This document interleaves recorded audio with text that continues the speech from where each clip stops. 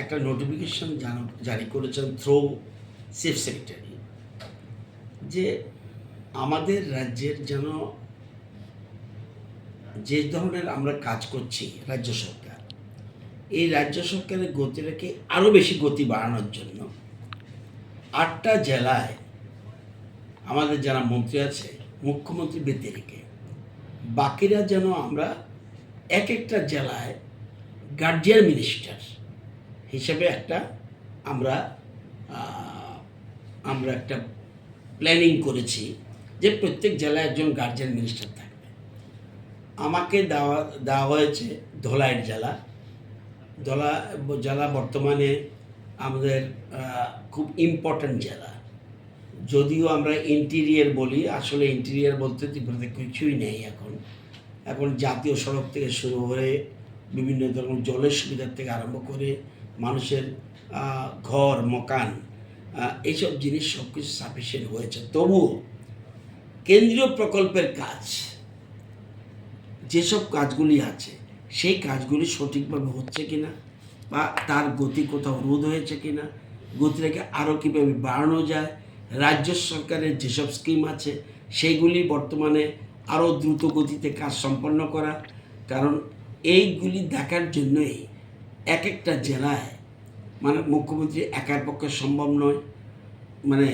সেই জন্য যদিও দপ্তরের মন্ত্রী পৃথক পৃথক আছে, কিন্তু পার্টিকুলার আমি মন্ত্রী হিসাবে আমার দায়িত্ব যেসব ডিপার্টমেন্ট আছে, যেমন আমার কাছে কৃষি দপ্তর রয়েছে, আমার কাছে বিদ্যুৎ দপ্তর রয়েছে, আমার কাছে ইলেকশন দপ্তর রয়েছে, আমার কাছে রয়েছে পার্লামেন্টারি অ্যাফেয়ার ডিপার্টমেন্ট।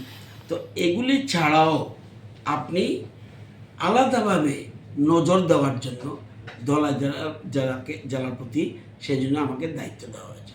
খুব সম্ভব আগামী বৃহস্পতিবারই আমি প্রথম মিটিং করতে যাচ্ছি। জেলা শাসকের সাথে একটু পরে আলোচনা করব, চেষ্টা করব যে আগামী বৃহস্পতিবার যেন আমি প্রথম মিটিং করতে পারি। সেখানে ডিএম যেমন থাকবেন, জেলা শাসক থাকবেন, প্রত্যেক এসডিএমদের রাখার জন্য চেষ্টা করব, প্রত্যেক বিডিওদের রাখার জন্য চেষ্টা করব, এবং প্রত্যেক এমএলএ যত এমএলএ আছে যে কোনো রাজনৈতিক দলের হোক সেই এমএলএদের রাখার চেষ্টা করব।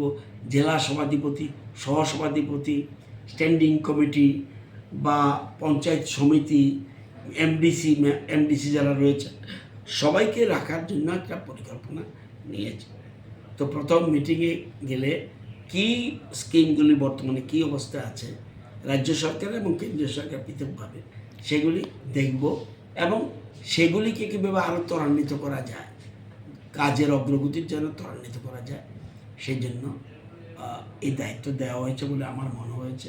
এবং নোটিফিকেশনের মূল কথা এটাই, এবং এসে কোথাও ত্রুটি থাকলে সরকারের নজরে আনা, সরকার পরবর্তী সময় প্রশাসনিক লেভেলে যা যা স্টেপ নেওয়া সেগুলো নেবে।